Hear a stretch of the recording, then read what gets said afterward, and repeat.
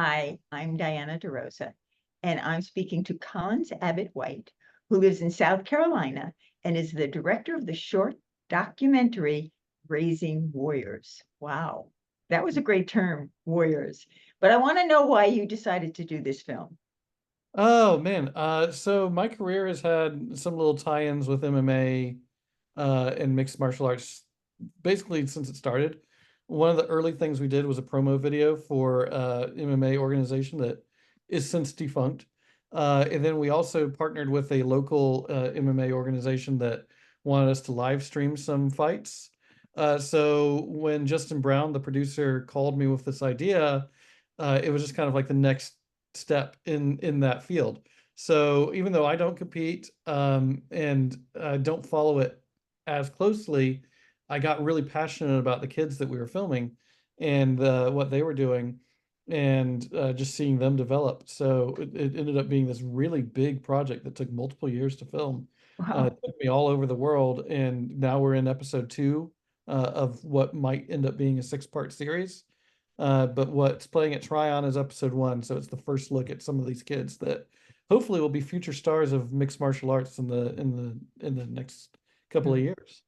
Well, that's great. And I think it's really important because it's something that a lot of people don't necessarily know about. I know I was one of them.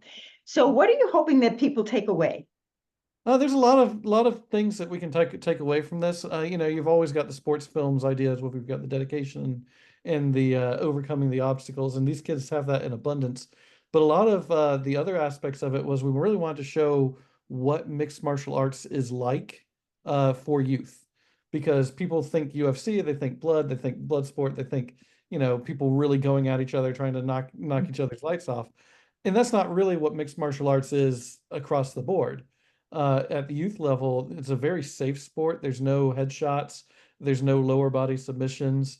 It really keeps the kids safe. And even in the time that I was filming it, I really only saw one injury that was, anything to write home about.